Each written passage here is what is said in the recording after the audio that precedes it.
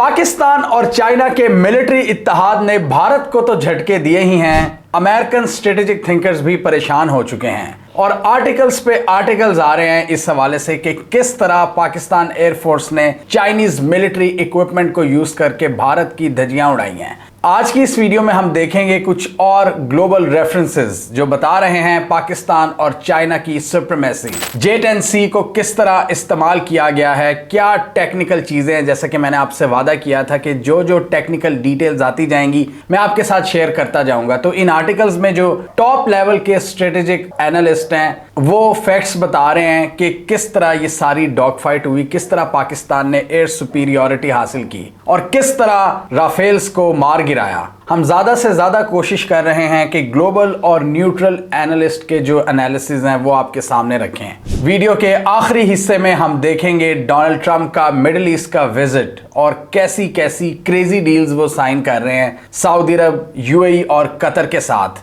तो एक बार फिर आज की वीडियो बहुत इंटरेस्टिंग और इंफॉर्मेटिव होगी, एंड तक लाजमी देखिएगा। तो पाकिस्तान ने ऑफिशियली पाक एयरफोर्स के उन फाइटर पायलट्स को रिवील किया है जिन्होंने भारत के तैयारे मार गिराए थे, जिन्होंने भारत के एयर डिफेंसेस को पेनिट्रेट किया और अपनी सुप्रीमेसी कायम की। ये हैं Pakistani top guns, guardians of the skies, nightmare for Indian air force. और इस हवाले से ग्लोबल एक्सपर्ट्स के जो एनालिसिस हैं वो भी हम आपसे शेयर करेंगे। सबसे पहले तो हम जरा हेडलाइंस देख लेते हैं कि ग्लोबल मीडिया क्या कह रहा है। ये इतना बड़ा इवेंट हुआ है कि इस हवाले से ग्लोबल मीडिया पर कवरेज खत्म ही नहीं हो रही। डेली बेसिस पर आपको 5 से 6 नए आर्टिकल्स मिलते हैं जो सारी गेम को एक्सपोज कर रहे हैं, सारा बता रहे हैं कि हुआ क्या था, मजीद डिटेल सामने आती जा रही हैं। अब ब्लूमबर्ग जो कि एक अमेरिकन जरीदा है, बड़ा टेक और टेक्नोलॉजी को कवर करता है, उन्होंने बड़ा ही जबरदस्त एक आर्टिकल लिखा है। हेडिंग बड़ी अच्छी उन्होंने बड़ी मजेदार लगाई है। उन्होंने कहा कि after the India Pakistan clash, China's defence industry is getting it's deep seek moment.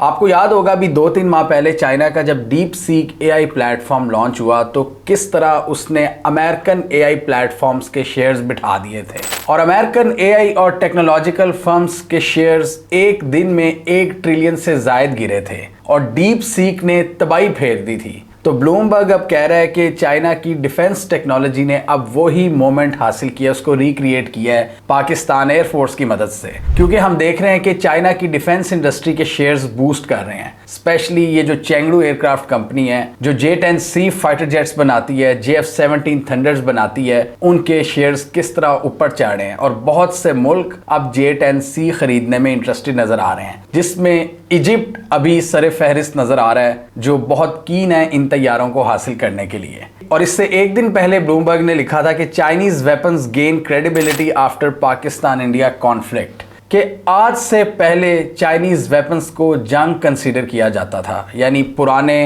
Redundant. उस आर्टिकल में लिखा था कि चाइना क्लेम तो बहुत करता था कि हमने बहुत सुपीरियर वेपन्स बना लिए हैं, हम टेक्नोलॉजिकली बहुत ऊपर चले गए हैं, लेकिन वो वेपन्स टेस्ट नहीं हुए थे। तो इस वॉर में जिस तरह पाकिस्तानी फाइटर पायलट्स ने इनका इस्तेमाल किया है उसने इनकी क्रेडिबिलिटी बना दी है। और हिस्ट्री में 2025 वो साल गिना जाएगा जिसमें ये लैंडमार्क इवेंट हुआ कि दुनिया ने देखा कि चाइनीज मिलिट्री प्रोडक्ट ने यूरोपियन मिलिट्री प्रोडक्ट को मात दी। तारीखी इवेंट था, तारीखी, जिसकी वजह से परसेप्शंस चेंज हुई हैं, जिसकी वजह से सदियों पुराना नैरेटिव वो चेंज हुआ है। चाइना तो सिर्फ प्रोडक्ट्स बनाता जा रहा है, उसने टेस्ट नहीं किया था, जिसने टेस्ट किया उसने साबित कर दिया। और मजे की बात है कि इस हवाले से जो फ्रांस के जरीदे हैं, फ्रांस 24, वो भी इसको कंफर्म कर रहा है। वो कहता है Chinese weapons pass combat test in India Pakistan clash. ये फ्रांस का इदारा कह रहा है कि जी पास हो गए हैं, क्योंकि उनके अपने तैयारे गिरे हैं और फ्रांस ने भी तैयारों के गिरने की तस्दीक की है। इसके अलावा द गार्डियन जो कि यूके का एक बहुत ही प्रोमिनेंट जरीदा है, वो क्या लिख रहा है, वो कहता है कि Pakistan use of J-10C jets and missiles exposes potency of Chinese weaponry, यानी पाकिस्तान के J-10C और PL-15 के इस्तेमाल ने चाइनीज वेपन्स के खतरनाक होने का सबूत दे दिया है, उनको मोहलिक हथियार के तौर पर पेश किया है। इसके अलावा द डिप्लोमेट कहता है कि Pakistan comes out emboldened after clashes with India. और दूसरे भी जरीदे हमने आपको इस वीडियो में बताए थे कि वो क्या लिख रहे थे, और उसमें जो सबसे प्रोमिनेंट हेडलाइन थी, अल जजीरा ये कह रहा था कि India tried to show strength but ended up showing its weaknesses. इसके अलावा एक अमेरिकन जरीदा है नेशनल इंटरेस्ट, उसने पाकिस्तान के ड्रोन इस्तेमाल को भी रिवील किया है कि किस तरह पाकिस्तानी ड्रोन्स ने एक तबाही फेरी है और भारत के अंदर पैनिक क्रिएट किया है। उन्होंने कहा कि पाकिस्तान ने 500 के करीब टर्किश मेड ड्रोन्स लॉन्च किए भारत की टेरिटरी के अंदर। वो बहुत डीप पेनिट्रेट कर गए और उन्होंने की इंफॉर्मेशन हासिल की है और इन ड्रोन्स ने भी पाकिस्तान को की इंफॉर्मेशन प्रोवाइड की, जिसको पाकिस्तान ने ऑपरेशन बुनियानुम मरसूस में इस्तेमाल किया उनके एयर डिफेंस सिस्टम्स को तबाह करने के लिए और उनकी एयरफील्ड्स को टारगेट करने के लिए। The idea was for the drones to trigger India's air defence systems. Pakistan military would then map out those systems, gathering essential data for a future full scale attack। और साथ ही नेशनल इंटरेस्ट ये लिखता है कि इन drones की penetration ने अगले दिन जब पाकिस्तान ने अटैक लॉन्च किया उसमें पाकिस्तान को भारतीय सिस्टम्स को जैम करने में भी मदद दी। भारत का top air defence system S-400 को जिस तरह तबाह किया गया उसके भी सबूत आहिस्ता आहिस्ता आ रहे हैं सामने। और ये हमने आपको इस वीडियो में बताया था कि भारत S-400 को बचाने में क्यों नाकाम रहा, जिसने भारत को बचाना था, क्योंकि उसकी इंटीग्रेशन भारत के सिस्टम्स के साथ बहुत वीक थी। और इसको साउथ चाइना मॉर्निंग पोस्ट ने एक्सप्लेन किया है, ये चाइनीज हुकूमत के अंडर नहीं है, ये हांगकांग बेस्ड एक इदारा है। तो इसमें जो फैक्ट्स बताए हैं वो चाइनीज हुकूमत ने कोई इन्फ्लुएंस नहीं किए होंगे। इसमें इन्होंने बताया कि किस तरह पाकिस्तान ने भारत को शिकस्त दी, क्योंकि पाकिस्तान के पास ज़्यादातर जो इक्विपमेंट था वो चाइनीज मेड था, जिसकी इंटीग्रेशन आपस में बहुत बेहतर थी। जबकि भारत के जो सिस्टम्स थे, air defence system, communication system, radar system, fighter jets, वो डिफरेंट कंट्रीज से लिए हुए थे। S-400 रशियन मेड है, कम्युनिकेशन सैटेलाइट्स में वो अमेरिका से मदद लेते हैं, फाइटर जेट्स उनके फ्रेंच थे और कुछ सिस्टम भारत का अपना इंडिजिनस सिस्टम है। तो उसकी इंटरऑपरेबिलिटी में बहुत से मसाइल सामने आए हैं। ऐसे मौके पर एक एक सेकंड बहुत क्रूशल होता है। इस वीक इंटीग्रेशन की वजह से भारत का जो रिस्पांस टाइम था उसमें डिलेज आए और जहां पाकिस्तान एयरफोर्स ने एज हासिल किया, इनके कम्युनिकेशन सिस्टम्स को जैम किया चाइना की मदद से और भारत की एयर स्पेस पर एक कंप्लीट विजिबिलिटी हासिल की, जिसको प्रवीण स्वाने ने भी कंफर्म किया था। J-10C की बात करें तो राफेल के मुकाबले में ये एक ओल्ड जनरेशन का फाइटर जेट है जो चाइना के अंदर रिडंडेंट हो रहा है, यानी चाइना अब उसको अपनी आर्मी के लिए नहीं प्रोड्यूस कर रहा। चाइना मजीद एडवांस फाइटर जेट्स बना रहा है, China J-35 stealth fighter jets बना रहा है और दूसरे बहुत से एडवांस फाइटर जेट्स। और आपको पता है चाइना में मैन्युफैक्चरिंग की स्पीड कितनी तेज़ है और अमेरिका के मुकाबले में वो बहुत तेज़ी से अपने हथियारों को प्रोड्यूस कर रहे हैं, जो अमेरिकन स्ट्रेटेजिक थिंकर्स के लिए भी खतरे की एक घंटी है। और पाकिस्तान में अब आवाज़ें शुरू हो गई है कि Pakistan J-35 stealth fighter jets हासिल करे चाइना से, जो भारत के ऊपर कंप्लीट डोमिनेंस देगा पाकिस्तान एयरफोर्स को। अभी भी है लेकिन मजीद हो जाएगी। अभी J-10C जो कि राफेल से भी पुराना है, लेकिन उसको क्या चीज़ स्पेशल बनाती है एक्सपर्ट के मुताबिक, एक्टिवली इलेक्ट्रॉनिकली स्कैंड अरे आइसा रेडार सिस्टम है, एक modern infrared search and track system है, IRST, इलेक्ट्रॉनिक सपोर्ट मेजर्स हैं, रेडार वार्निंग रिसीवर हैं और मिसाइल अप्रोच वार्निंग सूट और डेटा लिंक्स हैं जो इसको एक एडवांस फाइटर जेट बनाते हैं और अपने से बरतर फाइटर जेट्स पर इसको सुपीरियॉरिटी देते हैं, क्योंकि इसके जो कंपोनेंट्स हैं वो बहुत मॉडर्न हैं और ये 4.5 जनरेशन के फाइटर जेट से इजीली मुकाबला कर सकता है, जो इसने किया भी है। पाकिस्तान एयरफोर्स जो सिस्टम इस्तेमाल कर रही थी उसकी इंटीग्रेशन सीमलेस थी, ग्राउंड रेडार्स के साथ, फाइटर जेट्स के साथ और airborne warning and control systems अवैक्स तैयारों के साथ, जिन्होंने क्विक सिग्नल्स दिए और भारतीय तैयारों को गिराने में मदद दी। एक्सपर्ट्स के मुताबिक पाकिस्तान की जो अप्रोच थी वो डेटा ड्रिवन थी, जो डेटा लिंक्स को इस्तेमाल कर रही थी भारत के आउटडेटेड फ्रेगमेंटेड डिफेंस प्रोटोकॉल से। यानी यहां पर वो बात साबित हो रही है कि हथियार जैसा मर्जी हो, चलाने वाला मैटर करता है। भारत ने एडवांस मिलिट्री इक्विपमेंट तो खरीद लिया 2019 के मुकाबले में, लेकिन उसको सही तरह ऑपरेट ही नहीं कर सका, इंटरऑपरेबिलिटी क्रिएट नहीं कर सका, सिस्टम्स में इंटीग्रेशन नहीं कर सका, उनके दरमियान कंपैटिबिलिटी कायम नहीं कर सका। और इस हवाले से फ्रांस ने भी भारत को इनकार कर दिया था सोर्स कोड देने से। एक ये भी भारत की बहुत बड़ी शिकस्त थी कि फ्रांस ने राफेल तैयारों के हवाले से सोर्स कोड नहीं दिया। और आपको याद है मैंने इस झड़प के शुरू होने से पहले ही आपको बताया था कि फ्रेंच ऑफिशियल्स ने अपने इक्विपमेंट के हवाले से की डेटा प्रोवाइड करने से इनकार किया था, जिसकी वजह से भारत को इतना भारी नुकसान उठाना पड़ा। इस रिफ्यूज़ल की वजह से भारत की एयरक्राफ्ट वेपन सिस्टम्स को कस्टमाइज करने की एबिलिटी लिमिटेड हो जाती है और भारत अपने सिस्टम्स में इन वेपन्स की 100% इंटीग्रेशन नहीं कर पाया। फ्रांस ने इंटेलेक्चुअल प्रॉपर्टी का जस्टिफिकेशन दिया था भारत को कि इससे उनकी इंटेलेक्चुअल प्रॉपर्टी कॉम्प्रोमाइज हो सकती है, इसलिए हम सोर्स कोड शेयर नहीं करेंगे। जबकि चाइना का जो मिलिट्री इक्विपमेंट था उसकी सारी डिटेल्स पाकिस्तान के पास थी और पाकिस्तान चूंकि चाइना से ज़्यादा मिलिट्री इक्विपमेंट बाय कर रहा है तो हमारे सिस्टम्स की इंटीग्रेशन बहुत बेहतर है और चाइना इस हवाले से पाकिस्तान के साथ कॉन्स्टेंटली कोऑपरेट करता रहता है।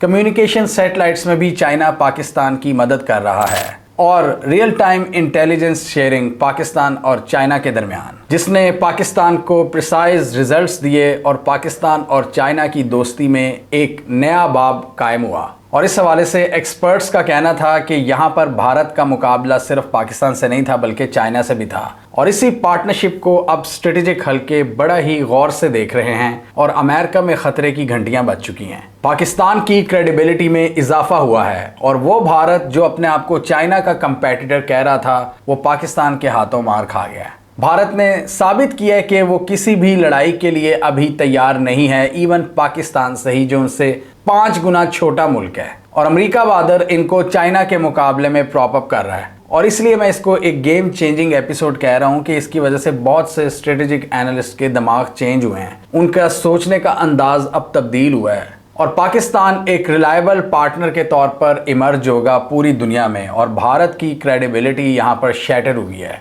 कि तुम तो 5 गुना छोटे एडवर्सरी से नहीं निपट सकते, तुम चाइना से क्या लड़ोगे। चाइना जो अब अमेरिका को चैलेंज कर रहा है, जिनकी मैन्युफैक्चरिंग और डिफेंस पावर अनमैच्ड है और उनके सिस्टम्स के दुरुस्त इस्तेमाल ने पाकिस्तान का कद भी ऊंचा किया है पूरी दुनिया में और पूरी दुनिया का मीडिया लिख रहा है कि देखो ये क्या हुआ है। हमने इस जंग में इस खतरे का इजहार किया था कि 2019 के मुकाबले में भारत बहुत एडवांस वेपनरी हासिल कर चुका है, S-400, INS विक्रांत, राफेल्स, और हमने ये भी कहा था कि इनको इंटरऑपरेबिलिटी के मसाइल हो सकते हैं, इंटीग्रेशन के मसाइल हो सकते हैं, लेकिन हमें इसका आइडिया नहीं था कि भारत इतना पुअरली परफॉर्म करेगा इन वेपन्स को, टोटल फेल हो जाएगा।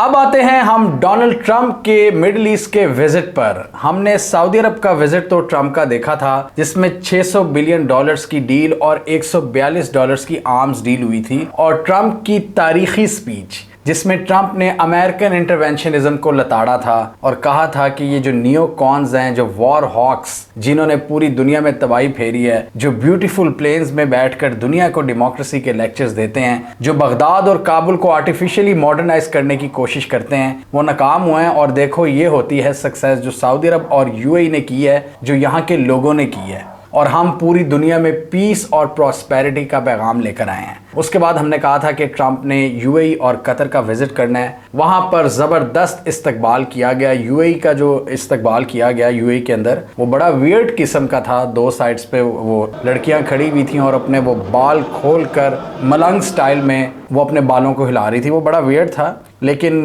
जो यूएई में भी उनकी डील्स हुई हैं वो बड़ी ज़बरदस्त हुई हैं। $1.4 ट्रिलियन की इन्वेस्टमेंट करेगा यूएई अमेरिका के अंदर आर्टिफिशियल इंटेलिजेंस में।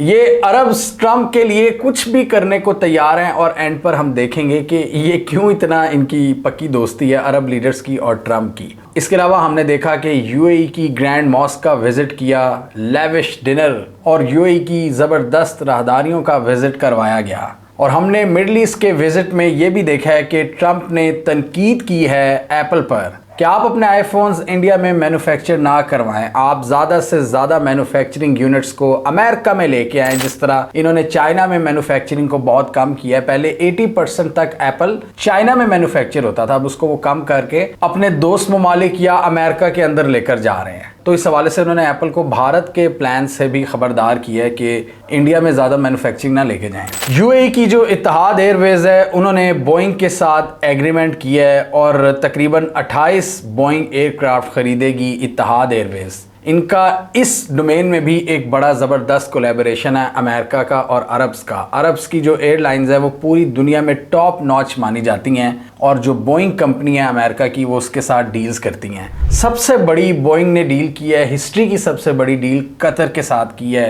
कतर एयरवेज के साथ $96 बिलियन की। और व्हाइट हाउस के मुताबिक कतर के साथ भी 1.2 ट्रिलियन डॉलर्स की डील की है। मतलब यार ये कोई मजाक है। सऊदी अरब से तकरीबन 1 ट्रिलियन डॉलर्स की डील, कतर से 1.2 ट्रिलियन डॉलर्स की डील और यूएई से 1.4 ट्रिलियन डॉलर्स की डील। अब ट्रंप और अरब्स की केमिस्ट्री इतनी ज़बरदस्त क्यों है? ट्रंप को इतना प्रोटोकॉल क्यों दिया जाता है? अरब्स के फाइटर जेट्स उनके प्लेन को एस्कॉर्ट क्यों करते हैं? इसकी सिंपली वजह यही है कि अरब्स को भी इंटरवेंशन अब इतनी पसंद नहीं रही। पहले तो अरब्स ने भी इनके साथ मुआहदे किए थे, तेल के मुआहदे किए थे, सिक्योरिटी के मुआहदे किए थे, अब वो वीक हो रहे हैं। अब अरब्स इनकी मर्जी से ऑयल सप्लाईज को भी जारी नहीं करते।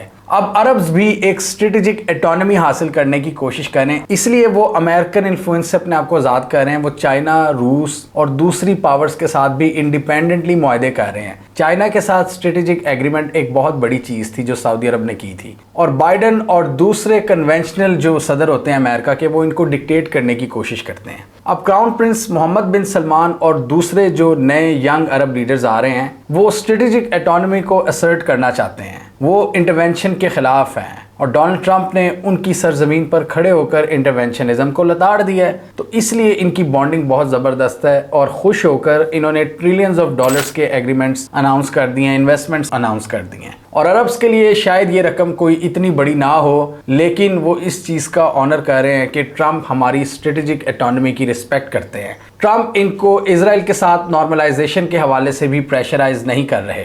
और अमेरिका, जिसकी मिडिल ईस्ट में पॉलिसी का महवर इजराइल होता है, डोनाल्ड ट्रंप ने इस बार इजराइल को डिच किया है और इन अरब ममालिक को फौकियत दी है और बिलियंस ऑफ डॉलर्स की डील साइन की हैं। डोनाल्ड ट्रंप इंटरवेंशन के खिलाफ हैं, उनको डिक्टेशन नहीं पसंद और इसलिए वो डिक्टेट करते भी नहीं हैं। उनका फोकस होता है ट्रेड और इकोनॉमिक डील्स पर, जो इन्होंने इस विजिट में अरब ममालिक के साथ की हैं और इजराइल का विजिट नहीं किया। हुसीस के साथ हाथ मिला रहे हैं, वो ईरान के साथ डील करने के लिए तैयार हैं और सऊदी अरब के साथ भी एक नई न्यूक्लियर डील के हवाले से मुज़ाकरात हो रहे हैं। पिछली एडमिनिस्ट्रेशन इन सारे एग्रीमेंट्स की आड़ में सऊदी अरब के सामने एक शर्त रखती थी कि आपको इजराइल को तस्लीम करना होगा अगर आपको न्यूक्लियर डील चाहिए, अगर आपको इकोनॉमिक डील चाहिए या आपको दूसरी बड़ी डील चाहिए। वो डील हो चुकी है, लेकिन इजराइल के हवाले से प्रेशराइज नहीं किया गया। इसलिए मोहम्मद बिन सलमान और डोनाल्ड ट्रंप की बहुत ज़बरदस्त बनती है और यूएई और कतर की भी, वो भी स्ट्रेटेजिक एटोनॉमी की तरफ जा रहे हैं। अरब्स अमरीकियों से कहते हैं कि हमसे पैसे ले जाओ, लेकिन हमें तंग मत करना, हमें डिक्टेट मत करना, हमें अपनी मर्जी से पॉलिसीज बनाने देना।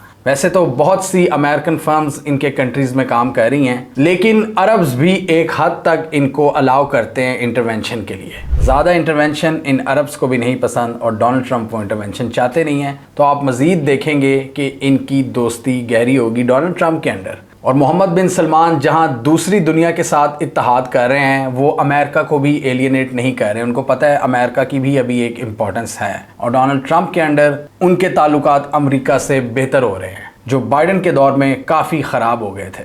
ये थी ट्रंप के मिडिल ईस्ट टूर की दास्तान। और साथ हमने आपको ग्लोबल मीडिया के रेफरेंसेस दिए पाकिस्तान और चाइना की भारत के खिलाफ मिलिट्री कोऑर्डिनेशन के हवाले से। हमें कमेंट सेक्शन में बताइए आपके ख्याल में आने वाले दिनों में भारत अपने डिफरेंट वेपन सिस्टम्स के दरमियान इंटीग्रेशन को बेहतर करेगा, या पाकिस्तान, जिसका ज़्यादातर वेपन्स के हवाले से सोर्स एक ही कंट्री है चाइना, उसकी वजह से हमारी इंटीग्रेशन भारत के मुकाबले में ज़्यादा सीमलेस होगी। आप क्या समझते हैं? कमेंट कीजिए। इसके अलावा हमारा यूट्यूब चैनल सब्सक्राइब कर लें, साथ ही वो बेल आइकॉन भी दबा लें ताकि वो स्टोरीज दुनिया भर से और पाकिस्तान से जिनकी मेन स्ट्रीम मीडिया पर प्रॉपर कवरेज नहीं होती, हमारे प्लेटफॉर्म के थ्रू आप तक टाइम पर पहुंच जाएं।